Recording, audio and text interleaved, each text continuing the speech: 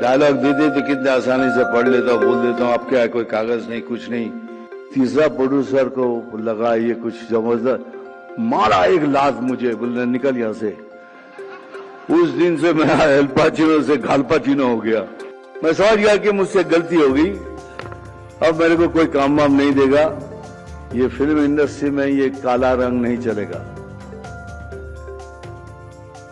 तो तुम क्या कर रहे हो इधर, तुम वापस जाओ। बॉलीवुड की दिग्गज अभिनेता मिथुन चक्रवर्ती को 8 अक्टूबर 2024 को दादा साहेब फाल्के अवार्ड से सम्मानित किया गया।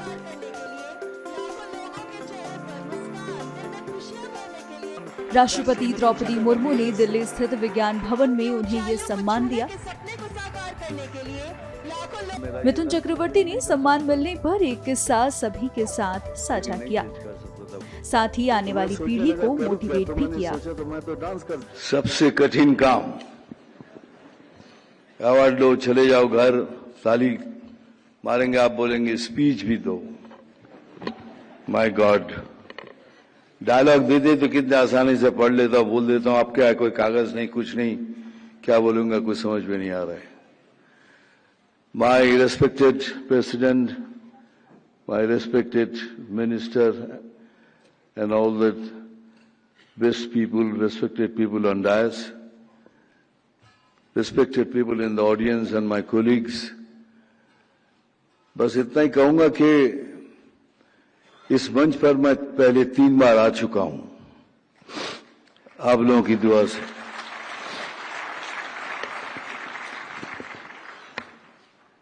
लेकिन सबसे पहली बार जब मिला था नेशनल अवार्ड, उसके इतने किस्से हैं, कुछ किस्से मैंने बताया, कुछ किस्से मैंने बताया नहीं।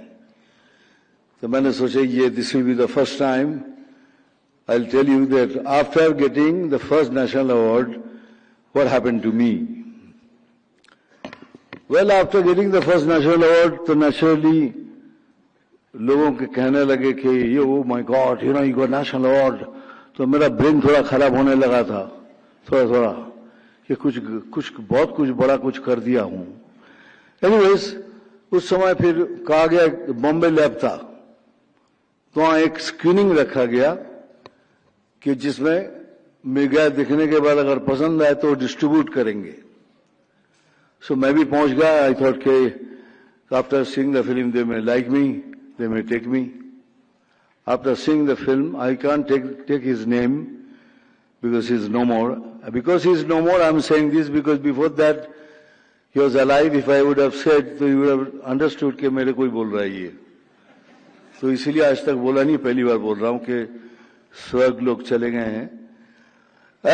तो आफ्टर फिनिशिंग द फिल्म बाहर आए तो I was walking along with him and I asked him, sir picture कैसी लगी?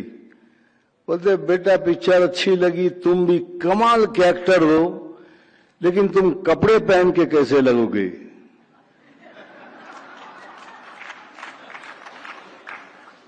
मैं 1 मिनट के लिए चौंक गया कि मैं उनके सामने बगैर कपड़े के खड़ा हूं। क्यों सवाल किया? बाद में याद आया, ओ मैंने जो रोल किया था वो एक आदिवासी का था जिसमें ऊपर मेरे कपड़े ही नहीं थे, तो इसीलिए सोच रहे थे कपड़े पहनने के बाद ये कैसा लगेगा, तभी इसको फिल्म में लूंगा। सेकंड इंसिडेंट हुआ, ये नेशनल अवार्ड मिलने के बाद दिमाग तो खराब हो ही गया था। मैं अपने आप को एल पाचिनो सोचने लगा। मैं सोचा था मैं कुछ कमाल कर दिया, तो मेरे सारे एटीट्यूड चेंज हो गए। नो, मैं प्रोड्यूसर के ऑफिस में जाके आके ऐसे बैठता था, कभी कभी यूं करता था। तो प्रोड्यूसर मुझे दिखता था क्यों कर रहा है ये सब, और उसको नहीं मालूम था कि मैं एल पाचिनो की तरह एक्टिंग कर रहा हूं। तो फिर थोड़ी देर के बाद मैं पूछता था क्या एक काम करना, वो फिल्म की स्टोरी मेरे घर पे भेज देना। फिर एक तीसरा प्रोड्यूसर को लगा ये कुछ जबरदस्त, मारा एक लात मुझे, बोलने निकल यहां से। उस दिन से मैं एल पाचिनो से घालपाचिनो हो गया। मैं समझ गया कि मुझसे गलती हो गई, अब मेरे को कोई काम वाम नहीं देगा, क्योंकि द बिगेस्ट प्रॉब्लम मेरे साथ जो था एक्टर तो सबने मान लिया था बिकॉज ऑफ माय कॉम्प्लेक्शन, क्योंकि लोग बोलता था अगर ये फिल्म इंडस्ट्री में ये काला रंग नहीं चलेगा तो तुम क्या कर रहे हो इधर, तुम वापस जाओ। तो मैं रास्ते में जाता था, ये कालिया, जितने जितने हो सके आप, यू कैन अंडरस्टैंड, अपमान जितना हो सके। मैं सोचने लगा करूँ क्या, तो मैंने सोचा तो मैं तो डांस कर सकता हूं, तो मैं डांस कर सकता हूं, तो मैं ऐसा डांस करूं मेरे पैरों से, ताकि लोग मेरे पैरों को देखे, मेरे स्किन को नहीं देखे, मेरे कलर को ना देखे। और मानिए मैंने एग्जैक्टली वही किया। आप मेरी फिल्म देखिए, सब फिल्मों में पैरों से डांस किया, पैर को थिरकने नहीं दिया, रुकने नहीं दिया कहीं भी। और लोग मेरे रंग को भूल गए और मैं बन गया सेक्सी डस्की बंगाली बाबू।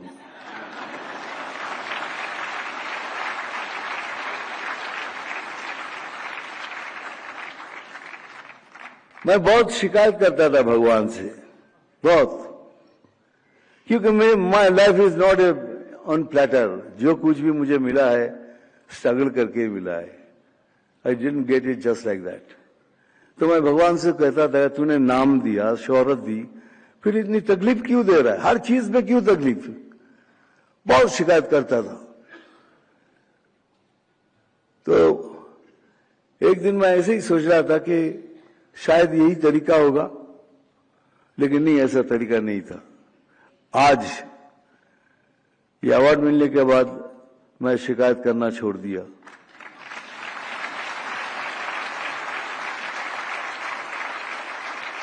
मैंने कहा thank you Bholenath, thank you बूढ़ो शिव, थैंक यू दानी बाबा, थैंक यू भद्रो लोग। मेरे कलकत्ता में निमतला से एक पुराना सा मंदिर है, जहां एक 10 फीट ऊंचा एक शिवलिंग है, जहां सीढ़ियों से चढ़ के जाके पानी देना पड़ता है। मैं कितने साल मुझे याद नहीं, मैं उनकी सेवा किया। तो उनको मैंने कहा थैंक यू, अब मैं शिकायत नहीं करूंगा, क्योंकि आपने मुझे सूद के साथ सब कुछ वापस कर दिया है।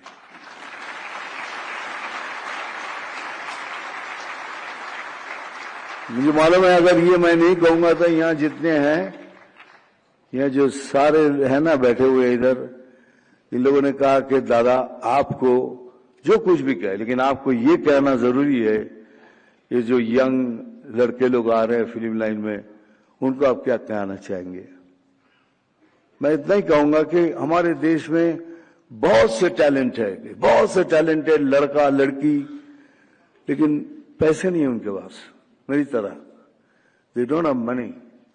लेकिन मैं उनको कहूंगा हिम्मत नहीं हारना, पैसा नहीं भी हो, हिम्मत नहीं हारना, और सपना जरूर देखना, सपना जरूर देखना, लेकिन इतना याद रखना, खुद सो जाना, लेकिन सपनों को कभी सोने नहीं देना।